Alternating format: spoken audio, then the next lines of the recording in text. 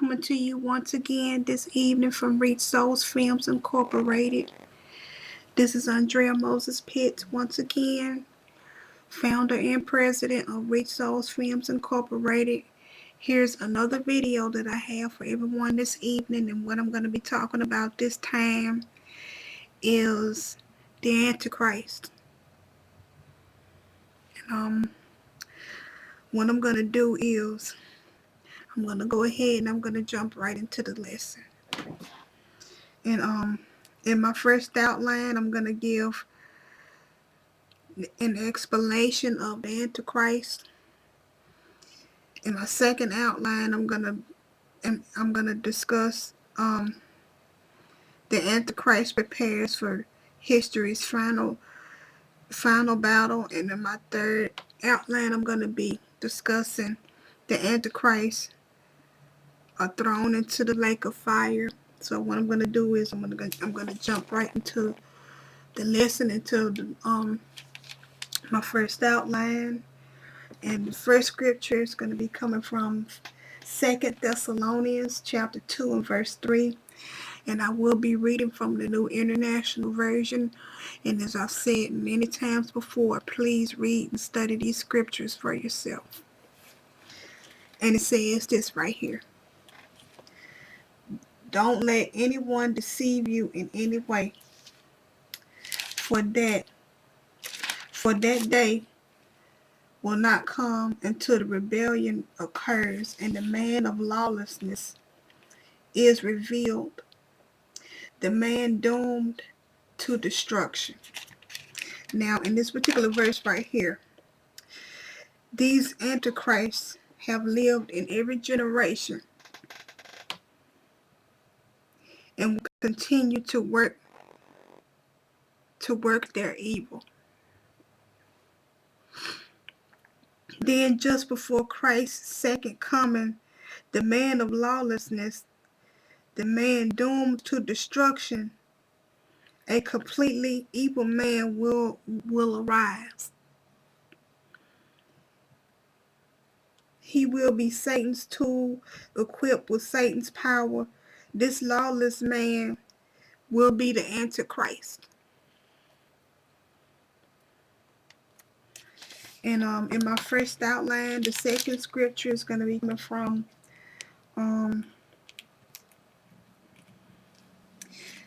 Revelation Chapter 3.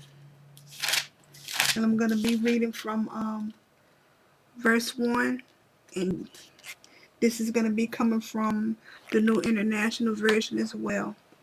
And it says this: to the angel of the church of Sardis write, these are the words of him who holds the seven spirits of God and the seven stars. I know your deeds. You have a reputation of being alive, but you are dead. In this particular verse right here, the problem in the Sardis church was not heresy, but spiritual death. In spite of its reputation for being active, Sardis was invested with sin. Its deeds were evil. And its clothes soiled. The Spirit has no words of commendation for the church that looked so good on the outside, but was so corrupt on the inside.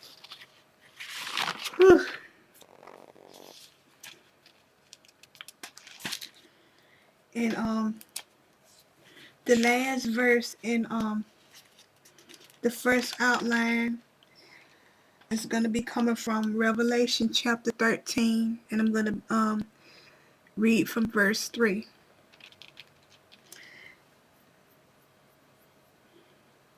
And it says this right here: one of the heads of the beast seemed to have a fatal wound, but the fatal wound has been healed. The whole world was astonished and followed the beast. In this particular verse right here, the Antichrist is a false Messiah. He will be a counterfeit of Christ and will even stage of false resurrection. People will follow and worship him because they will be awed by his power and miracles. He will unite the world under his leadership, and he will control the world economy. People are impressed by power and will follow those who display it forcefully or offer it to their followers. But those who follow the beast will only be fooled. He will use his power to manipulate others, to point to himself, and to promote evil plans. Whew. God, by contrast, uses infinitely greater power to love and to build up. Don't be misled by claims of great miracles or reports. Don't be misled by that, and don't be fooled by that.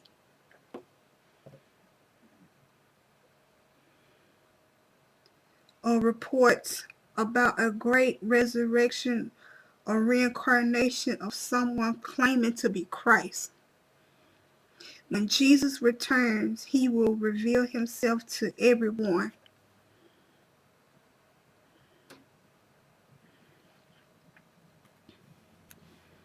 And what I'm going to do is I'm going to jump. The next outline that I'm going to get into is the Antichrist prepares for history's final battle, and that scripture is going to be coming from Revelation chapter 19, verses 19 through 21. But we definitely do not need to be fooled by Satan, because he's fooling people. He's misleading people every day. Go to Jesus. You better get Jesus into your life before it is too late. Ask him to reveal all truth to you. Get down on your knees, cry out to him, ask him to reveal all truth to you. Do it right now. Do it today. Please do. But I'm going to go ahead and get into Revelation chapter 19, verses 19 through 21, and it says this. Then I saw the beast and the kings of the earth and their armies gathered together to make war against the rider on the horse and his army.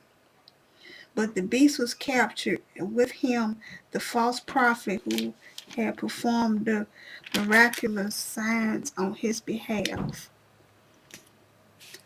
With these signs he had deluded those who had received the mark of the beast and worshipped his image.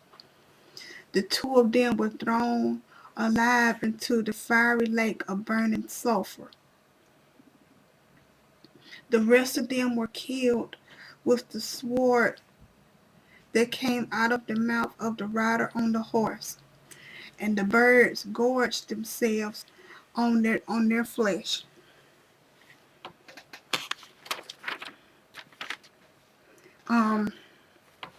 In these particular verses right here, the battle lines have been drawn, and the greatest confrontation in the history of the world is about to begin. All of this stuff is about to begin, so we need to get ready. I'm just begging and pleading with everyone right now today. Get Jesus into your life before it is too late. Please do. Because all of this stuff that I just read about in the scriptures, all of this stuff is about to begin. And it's about to begin. But the beast, which is the Antichrist, and the false prophet had gathered the governments and armies of the earth under the Antichrist's rule. The enemy armies believe they have come of their own volition. In reality, God has summoned them to battle in order to defeat them. That they would even presume to fight against God shows how their pride and rebellion have perverted their thinking.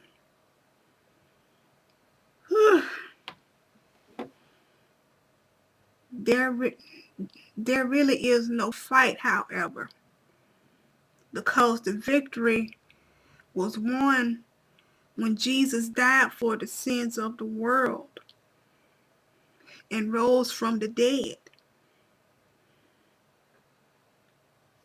That's when the victory was won, when he died for the sins for the entire world and when he rose from the dead. Yes.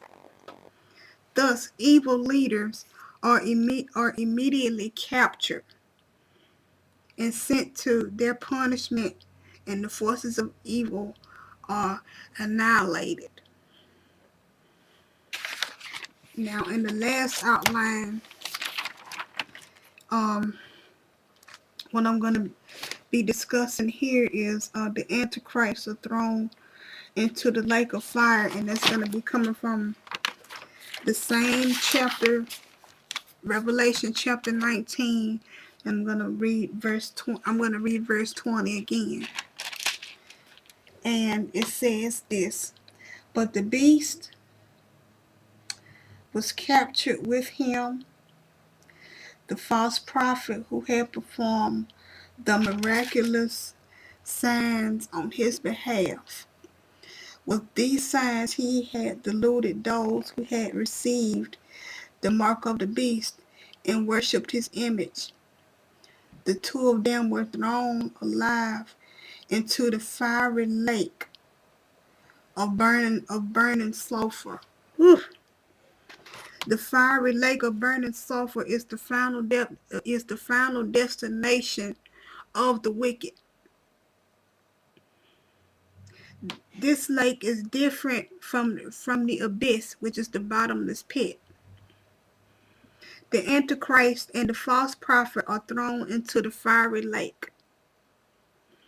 Then their leader, Satan himself, will be thrown into that lake, and finally death and Hades. Afterward, everyone whose name in everyone, and I mean everyone, every single person whose names is not written in the book of life will be thrown into the lake of fire. Oh yes. And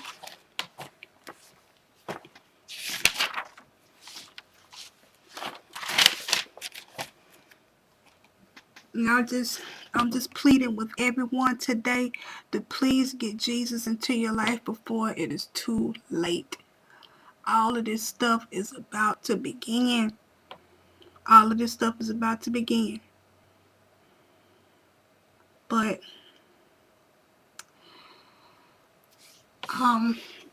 this is what I wanted to. This is my other. This is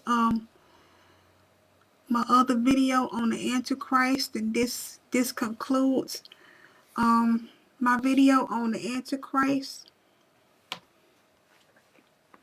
And just remember that I love you all, and if I didn't love you all, I wouldn't tell you the truth. And I want everybody to know the truth. I want every single person to know the truth, so they will not spend eternity in the lake of fire. And I'm just pleading with everyone today, get Jesus into your life before it is too late. Please do.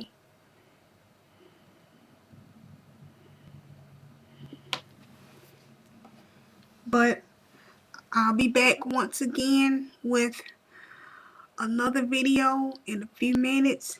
And I love you all, and may Jesus bless you.